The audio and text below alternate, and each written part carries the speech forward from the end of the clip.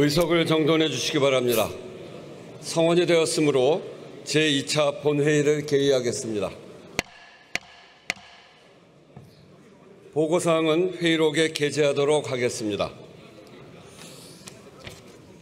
오늘 본회의에서는 지난 23일 국회에 제출된 2025년 제2회 추가 경정 예산에 대한 정부의 시정연설이 있습니다. 이재명 대통령께서 국회를 방문해서 직접 설명을 합니다. 대통령 취임 3주 만에 첫 연설이고 22대 국회 개원 이후 처음 있는 대통령 시정연설입니다. 오늘 대통령 시정연설이 국회와 정부가 긴밀히 소통하고 협력하는 계기가 되기를 바랍니다. 이번 추경안은 경기 활성화와 민생 안정에 관한 내용을 담고 있으며 어제부터 상임위 예비 심사가 시작되었습니다. 예결특위 구성이 시급한 만큼 여야 정당에 오늘까지 예결위원을 선임해 달라고 요청했습니다. 조속히 예결특위를 구성하고 밀도 있고 원만하게 심의를 진행함으로써 국민께 위로와 희망을 드릴 수 있기를 바랍니다. 아울러 공석이 된 상임위원장 선출과 총리 인준도 중요합니다. 여야 간의 신속한 협의를 부탁드립니다. 의사일정 제1항 2025년도 제2회 추가 경정 예산안에 대한 정부의 시정연설을 상정합니다. 잠시 후 대통령께서 입장하여 연설을 시작하겠습니다.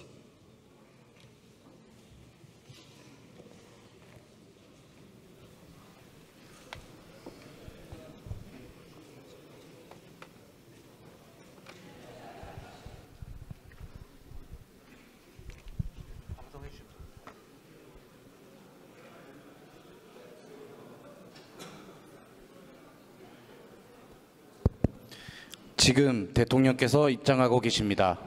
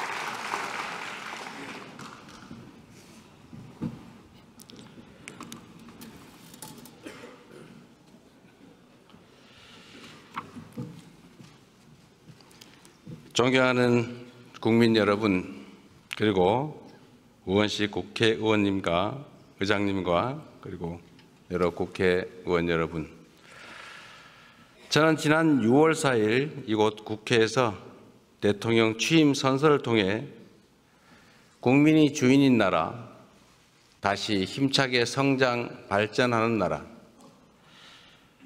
모두 함께 잘 사는 문화가 꽃피는 나라, 그리고 안전하고 평화로운 나라를 만들겠다고 약속드렸습니다.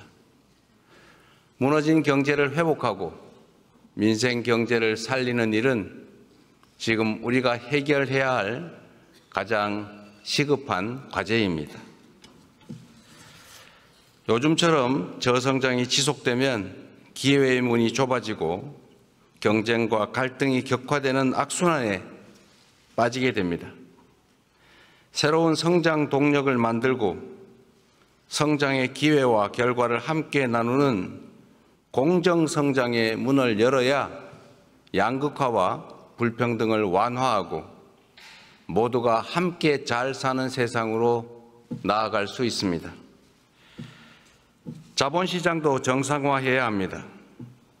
자본시장의 투명성과 공정성을 회복하면 경제도 살고 기업도 제대로 성장 발전하는 선순환으로 우리 국민 모두가 바라는 코스피 5000 시대를 열어제칠 수 있습니다. 인공지능, 반도체 등 첨단 기술 산업에 대대적으로 투자하고 재생에너지 중심의 에너지 전환을 조속하게 완료하여 기후위기와 R200에 대응해야 합니다. 바이오 산업과 제조업 혁신, 문화산업 육성에도 힘을 기울여서 세계를 선도하는 대한민국을 만들어야 합니다. 외교에는 색깔이 없습니다. 진보냐 보수냐가 아니라 국익이냐 아니냐가 유일한 선택 기준이 되어야 합니다.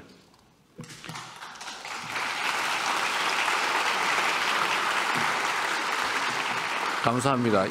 우리 국민의힘 의원들은 반응이 없는데 이러면 좀 쑥스러우니까. 국익 중심의 실용 외교로 통상과 공급망 문제를 비롯한 국제 질서 변화에 슬기롭게 대응해야 합니다. 한반도와 한반도의 평화와 안정을 확보하는 일도 더없이 중요한 일입니다. 평화가 밥이고 평화가 곧 경제입니다. 평화가 경제 성장을 이끌어내고 경제가 다시 평화를 강화하는 선순환을 통해 국민의 일상이 흔들리지 않는 나라를 꼭 만들겠습니다.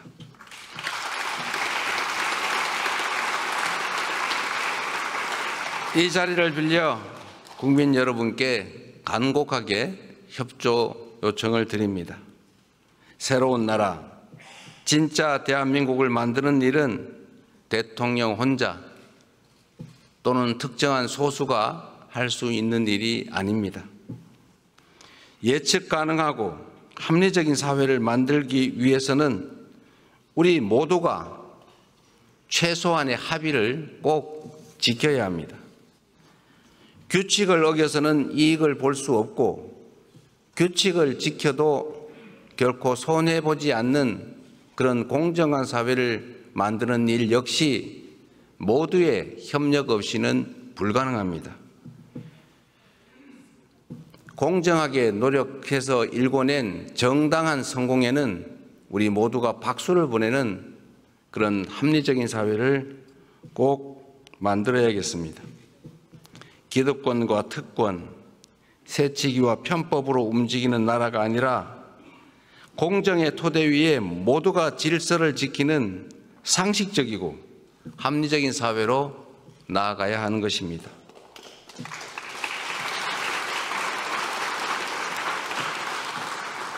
새로운 사회로 변화하는 과정은 고통을 수반하지만 건물을 걷어내야 씨를 뿌릴 수 있습니다.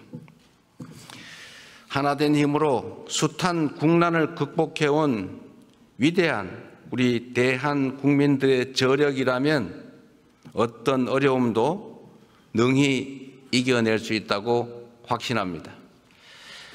작은 차이를 인정하고 포용하면 새롭게 출발할 수 있습니다. 짧은 기간이지만 이미 많은 것들이 회복되고 정상화되고 있습니다. 이제 한 걸음 더 나아갑시다. 우리는 할 수 있다는 것을 국민들께 보여줍시다.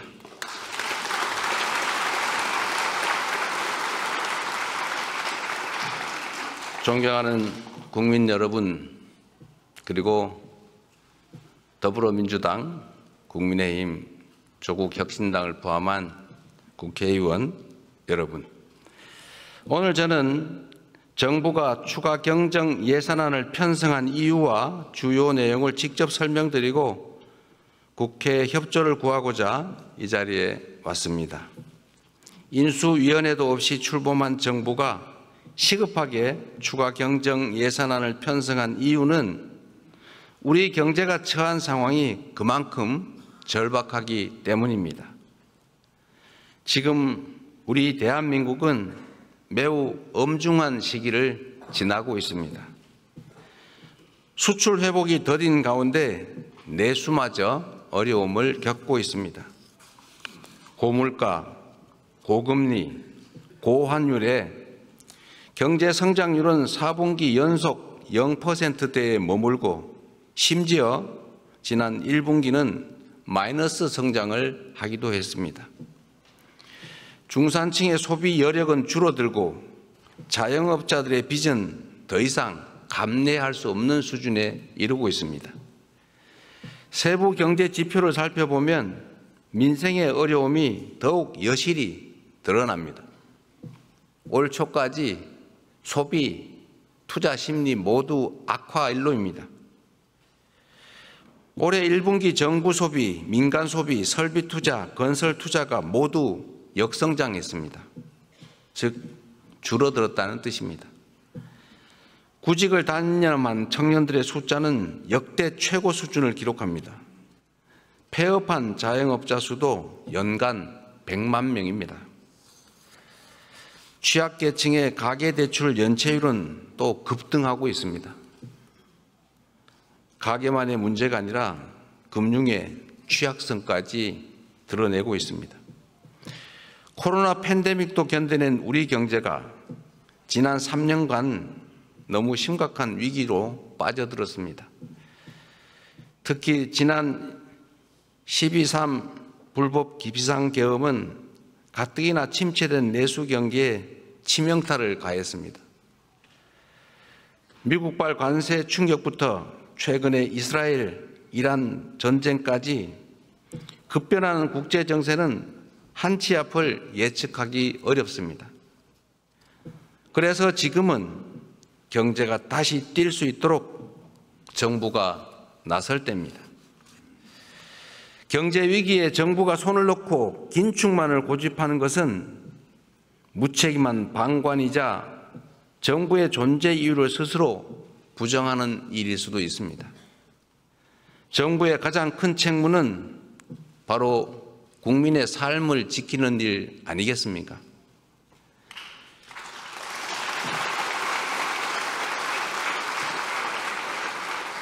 국민의 삶을 지키는 정부, 그리고 위기 앞에 실용으로 답하는 정부라야 합니다. 이념과 구호가 아니라 경제와 민생을 살리는 실천이 바로 새 정부가 나아갈 방향입니다.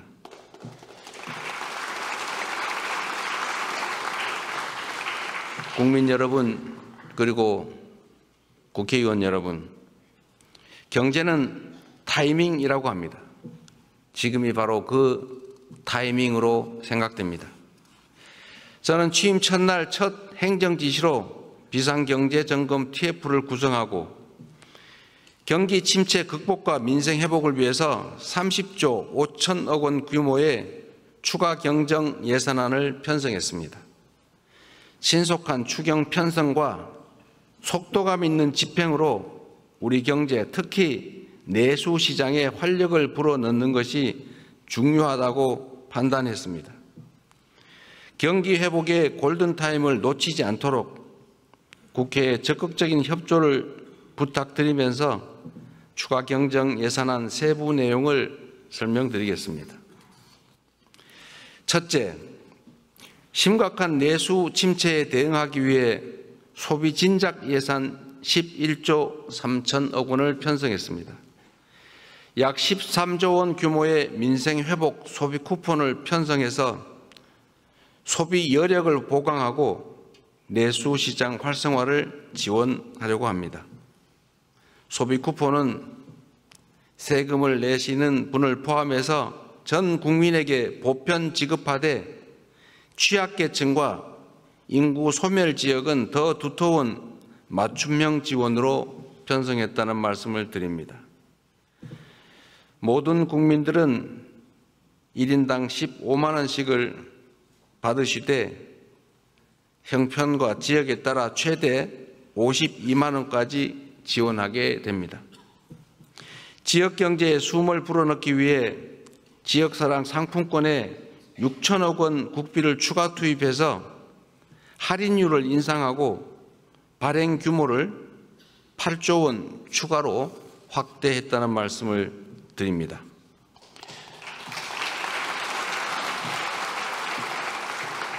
소비 쿠폰과 지역사랑 상품권은 지방을 더 지원한다는 새 정부의 철학에 따라 지방에 더 많은 국비를 편성했다는 말씀을 드립니다.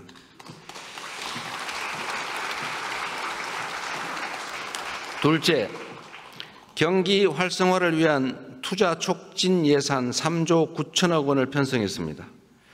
철도, 도로, 항만 등 집행 가능한 SOC에 조기 투자하고 침체된 부동산 PF 시장에 총 5조 4천억 원의 유동성을 공급하는 등 건설 경기를 살리기 위한 예산을 담았습니다. AI와 신재생 에너지 관련 투자를 확대하고 벤처 중소기업 모태펀드 출자 등 1조 3천억 원의 자금 지원으로 대한민국 성장 동력을 되살리고자 했다는 말씀을 드립니다.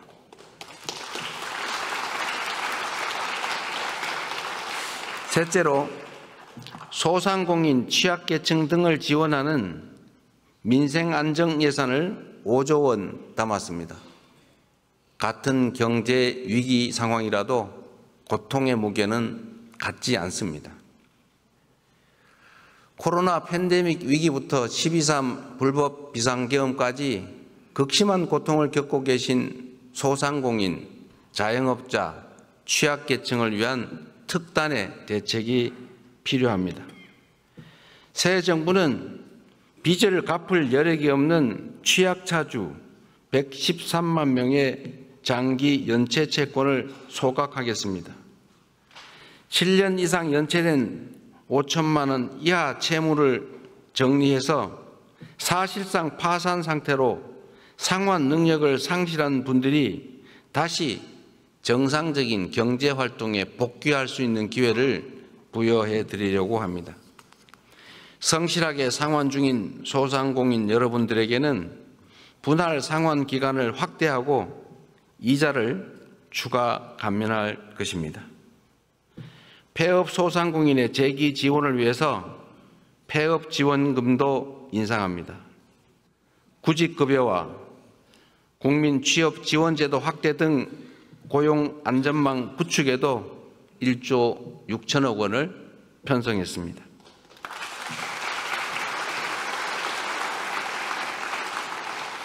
넷째, 10조 3천억 원 규모의 세입 경정을 추진해서 재정 정상화의 시작을 알리겠습니다. 이번 추경안에는 세입 경정을 반영했습니다. 재정 안정성과 국회의 예산 심의 확정권을 존중하기 위한 것이라는 점을 말씀드립니다. 2023년과 24년 이 두 해 동안 도합 80조 원 이상의 세수 결손이 발생했습니다. 그리고 올해도 상당한 수준의 세수 결손이 예측됩니다. 만약 세수 결손을 방치할 경우에 정부는 연말에 예산을 대규모 불용 처리할 수밖에 없게 됩니다. 이렇게 되면 정부가 예산을 계획만큼 지출하지 못할 뿐 아니라 지방 재정 지원도 줄어들게 됩니다. 이는 사실상의 긴축 재정 운용으로 민생과 경기 회복의 걸림돌이 될 수밖에 없습니다. 새 정부는 변칙과 편법이 아닌 투명하고 책임 있는 재정 정책을 펼치려고 합니다. 추경안에 세입 경정을 반영해서 이미 편성한 예산이라 해도 필요한 사업만을 적재적소에 집행하려 하는 것입니다.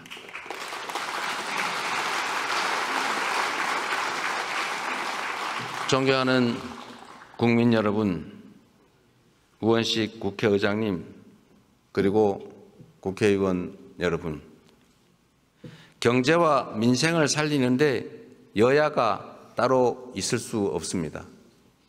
이번 추가 경정 예산안은 경제 위기 가뭄 해소를 위한 마중물이자 경제 회복을 위한 최소한의 조치입니다. 정부가 추경안에 담지 못한 내용이 있다면 국회 예산 심의 과정에서 주저하지 마시고 의견을 내주시기 바랍니다. 특히 우리 야당 의원님들께서도 필요한 예산 항목이 있거나 삭감에 주력하시겠지만 추가할 게 있으시다면 언제든지 의견을 내주시기를 부탁드립니다. 다행히 새 정부 출범 이후에 정치적 불확실성이 해소되면서 소비 심리가 많이 개선되고 있습니다. 정부는 앞으로도 든든한 민생의 버팀목이 되도록 노력하겠습니다. 오직 실용 정신에 입각하여 국민의 삶을 살피고 경기 회복과 경제 성장의 새 길을 열기 위해 최선을 다하겠습니다. 대한민국 경제의 활력을 되찾고 국민이 행복한 나라를 만드는 데에 국회가 적극 협조해 주시기를 부탁드리면서 우리 국민의힘 의원님들 어려운 자리 함께해 주신 점에 대해서 진심으로 감사하게 생각합니다. 고맙습니다.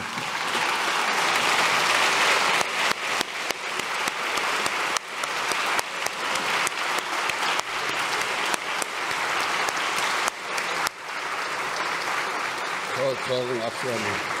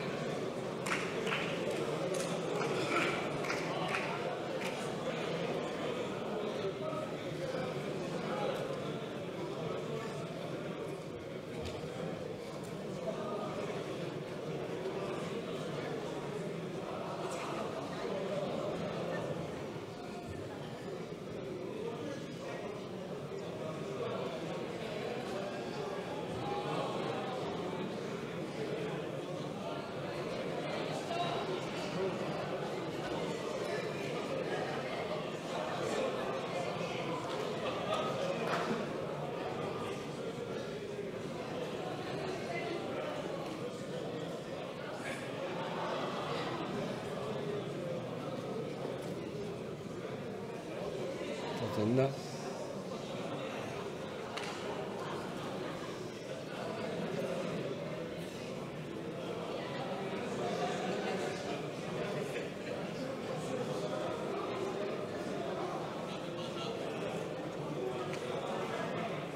제일 보세요.